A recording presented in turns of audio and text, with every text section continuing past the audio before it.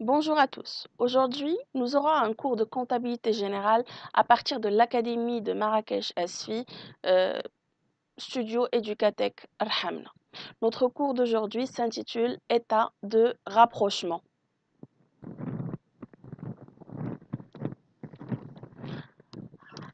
Ce chapitre a pour objectif de procéder au pointage du compte banque et du relevé bancaire.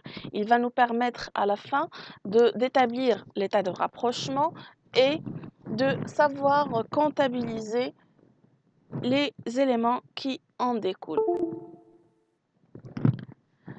Sachez-le bien qu'il y a rarement concordance à la fin d'une période entre le solde du compte banque tenu par l'entreprise et le solde du relevé reçu par la banque.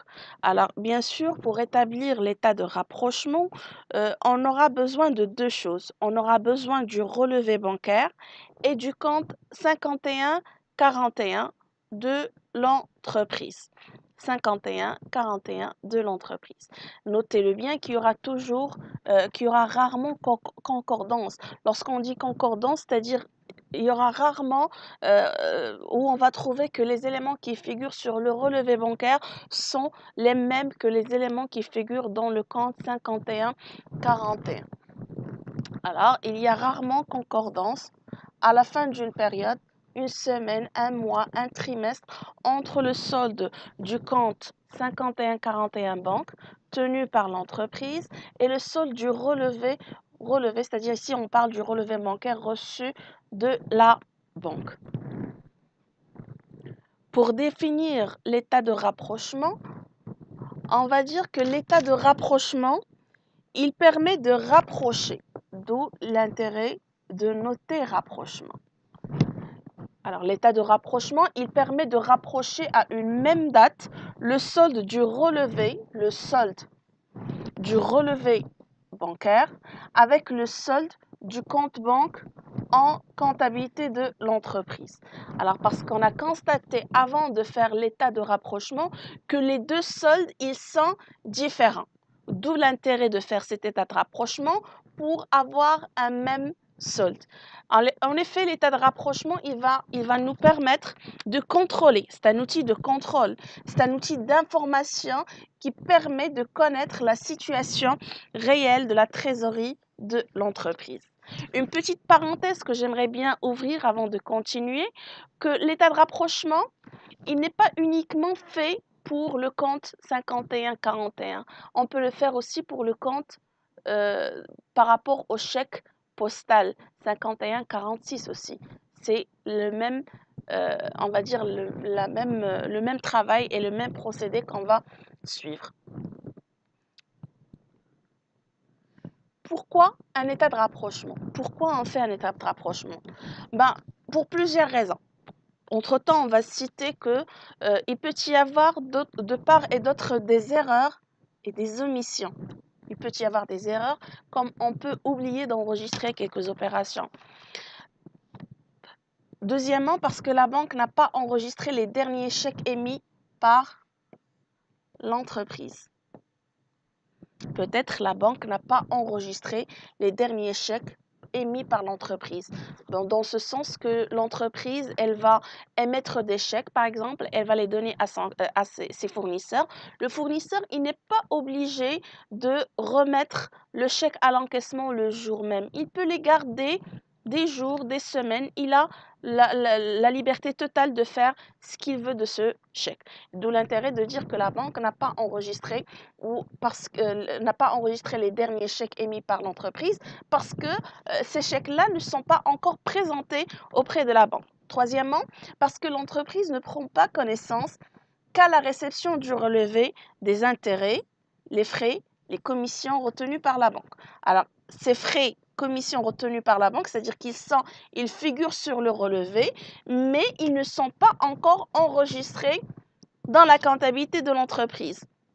La même chose pour l'intérêt et les virements en sa faveur. Alors, ce sont des entrées d'argent qui figurent justement sur le relevé bancaire, mais que l'entreprise ne connaît pas encore parce que le relevé n'est pas encore arrivé, par exemple.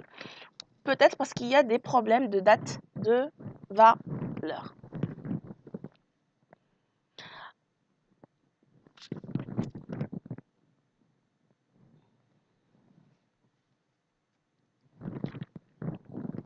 Alors, on établit périodiquement un état de rapprochement. Pourquoi? Justement pour établir la concordance. Le plus important, c'est pour vérifier les soldes, parce que le solde, à la fin de la période de rapprochement, les soldes, ils doivent être égaux, c'est-à-dire le solde banque de l'entreprise et le solde entreprise auprès de la banque, ils doivent être égaux. Il permet de passer par la suite, c'est la troisième étape de notre chapitre, c'est de passer les écritures comptables correspondantes, bien sûr dans la comptabilité de l'entreprise.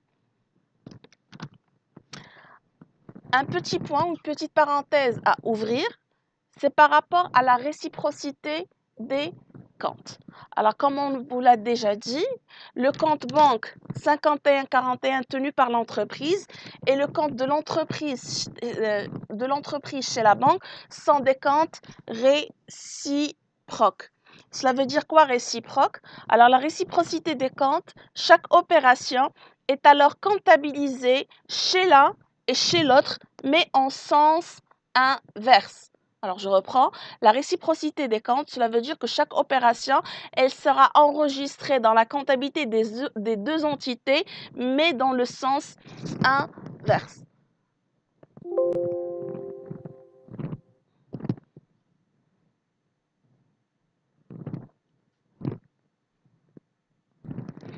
Cela veut dire, si on prend l'exemple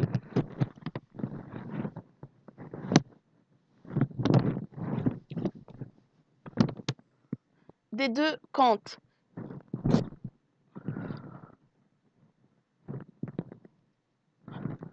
le compte 5, 1, 4, 1, c'est bien sûr le compte banque tenu par l'entreprise, et le compte entreprise,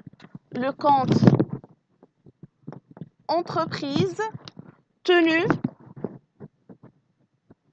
par la banque. Alors justement, le compte bancaire, généralement, il va présenter un solde débiteur. Alors si dans la comptabilité, on met le solde débiteur, alors automatiquement, pour la banque, elle va mettre la même somme, mais dans le côté inverse. C'est un solde qui est créditeur. Si un montant, alors rappelez-vous bien les notions de fonctionnement ou les principes de fonctionnement d'un compte, alors le compte banque, il fonctionne sous forme de A.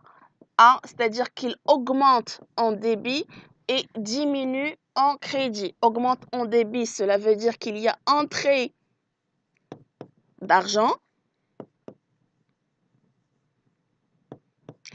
et diminue en crédit, cela veut dire qu'il y a sortie d'argent. Alors ici, pour le compte banque 5141, s'il y a entrée d'argent, alors elle sera débitée. Mais en contrepartie chez la banque, elle sera créditée. Si en contrepartie, on a une sortie d'argent et qui sera créditée, pour l'autre compte, bien sûr le compte de l'entreprise tenu par la banque, il sera débité. Alors c'est ça la réciprocité des comptes. Ils fonctionnent de manière inverse, de manière opposée. Alors les principes de l'état de rapprochement. Alors sur l'état de rapprochement, on dispose de deux comptes réciproques. C'est clair, la présentation schématique, on l'a déjà faite. Avec leur solde de départ. Le solde de départ à la date considérée. Le solde de départ, cela veut dire les soldes qui vont figurer. Alors, on parle de soldes de fin de période qui figurent dans la comptabilité de l'entreprise et sur le relevé bancaire livré par la banque. À ce moment-là, qu'est-ce qu'on va constater? Que ces deux soldes, qui est débiteur d'un côté et créditeur dans l'autre, ils sont différents. On n'a pas le même solde. On n'a pas le même solde et c'est ça l'objectif de l'état de rapprochement. C'est parce qu'on veut rapprocher les deux soldes pour obtenir des soldes qui sont égaux. C'est clair? Alors, première étape, on va disposer bien sûr des soldes de départ. Par la suite, on va inscrire dans chacune de ces comptes les opérations qui le concernent, mais qui ne sont pas encore enregistrées. Cela veut dire, par exemple, si on prend le compte 5141 enregistré dans la comptabilité dans l'entreprise, on va prendre justement le relevé bancaire et on va voir les éléments qui ne sont pas encore enregistrés. Alors, c'est ça l'opération de pointage. Alors, l'idée, c'est de prendre le compte banque et le relevé bancaire.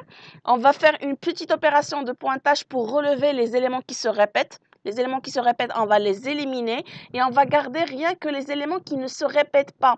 Les éléments qui ne se répètent pas, cela veut dire qu'ils figurent dans un document, mais pas dans l'autre. Alors, l'idée, c'est d'inscrire dans chacun de ces comptes les opérations qui le concernent, mais qui ne sont pas encore enregistrées. Ils ne sont pas encore enregistrés parce qu'ils sont pris en considération dans l'autre compte. Si aucune erreur est commise dans la tenue des comptes, on doit obtenir le même solde. Troisième étape, c'est l'enregistrement comptable de l'entreprise, des écritures correspondantes aux inscriptions nouvelles du compte banque. C'est-à-dire ici, on va enregistrer les frais bancaires, les ajouts, les règlements des effets domiciliés, les virements, ainsi de suite. C'est en fonction du cas lui-même.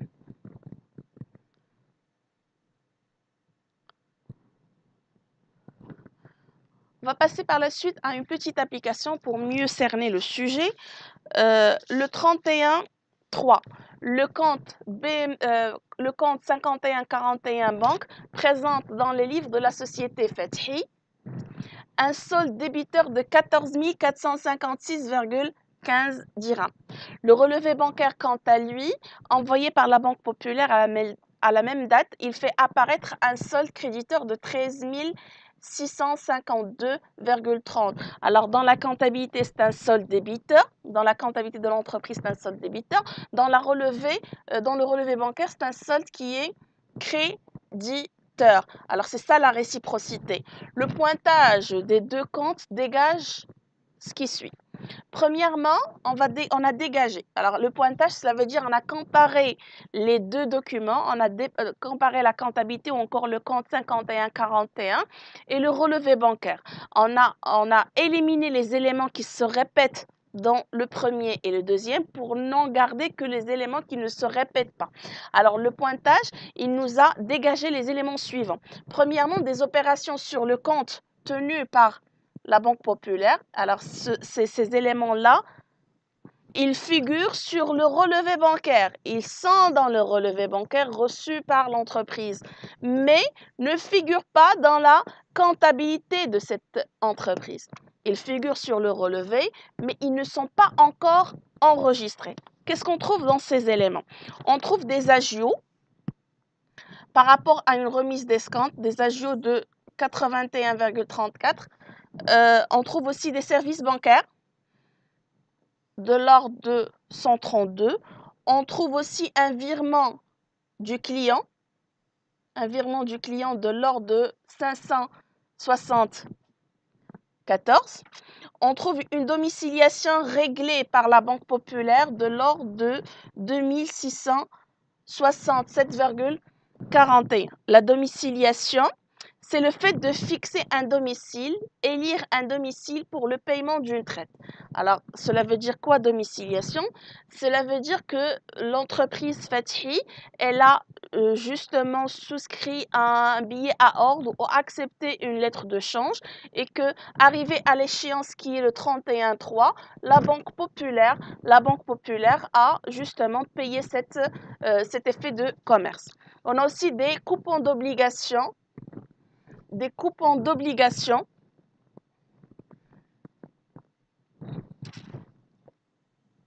encaissés par la banque d'un montant de 246 dirhams.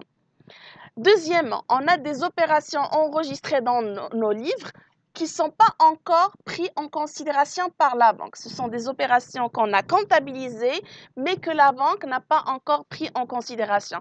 Qu'est-ce qu'on a? On a deux chèques, un versé au fournisseur Jalil de l'ordre de 258,90. Le deuxième, il est versé au fournisseur Khalid d'un montant de 998 dirhams. Cela veut dire quoi? Cela veut dire que pour ces deux chèques, peut-être on a émis ces deux chèques pour nos fournisseurs, mais que les deux fournisseurs, que ce soit Jalil ou Khalid, ne se sont pas encore présentés à la banque pour encaisser justement ces chèques. D'où l'intérêt de dire que la banque ne connaît pas encore l'existence des chèques parce qu'ils ne sont pas encore présentés à elle. Alors, travail à faire, on vous demande d'établir l'état de rapprochement bancaire et de passer les écritures nécessaires dans la comptabilité de l'entreprise Fathi. Alors, l'état de rapprochement bancaire, le document lui-même, c'est un tableau, un simple tableau dans lequel on va faire justement la comparaison ou encore les calculs pour pouvoir rapprocher les deux soldes de la banque chez l'entreprise et chez la banque. Alors, rappelez-vous bien, qu'est-ce qu'on a? On a ici les opérations. Dans l'autre côté, on a le compte 5141, c'est-à-dire ici, c'est la comptabilité de l'entreprise. C'est ici par rapport à la comptabilité de l'entreprise. Et le compte entreprise Fathi chez la banque, c'est par rapport à la comptabilité justement de la banque. La comptabilité de la banque.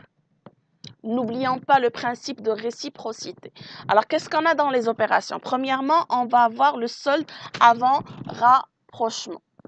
On aura les éléments par rapport au premier point et les éléments par rapport au deuxième point qu'on a différencié par rapport à la numérotation pour ne pas avoir, on va dire, de l'ambiguïté par rapport à ces deux éléments. On revient à notre application. Alors, qu'est-ce qu'on a dans cette application?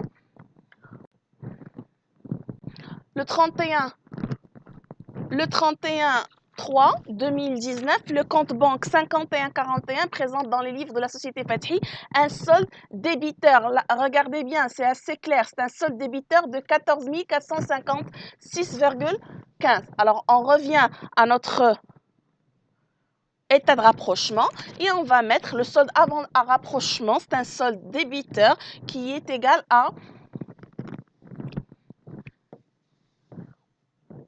14 456,15. On reprend notre énoncé et du relevé du compte de l'entreprise envoyé par la Banque Populaire à la même date, il fait apparaître un solde créditeur. Alors là, il n'y a pas usage justement ou la moyen de se tromper. Pourquoi? Parce que c'est clair et net. Ici, on a solde créditeur de 13 652,30. Alors, on va reprendre notre état de rapprochement.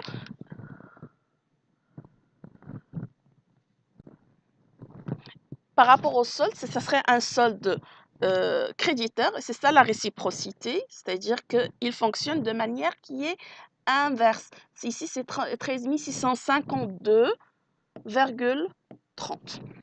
Par la suite, on va passer aux éléments du point 1. Les éléments du point 1. Ici, on a les agios. Agio sur remise de l'escompte. Alors, agio sur remise de l'escompte, c'est un montant qu'on va créditer. Pourquoi? Tout simplement par rapport justement les états de les règles de fonctionnement. Les règles de fonctionnement, ils augmentent en débit et diminuent en crédit. Ici, débit et crédit. Agio sur remise, c'est-à-dire que la banque, elle va retrancher ses agios de notre de notre trésorerie, c'est-à-dire elle sera créditée. Alors de combien? De 81,34.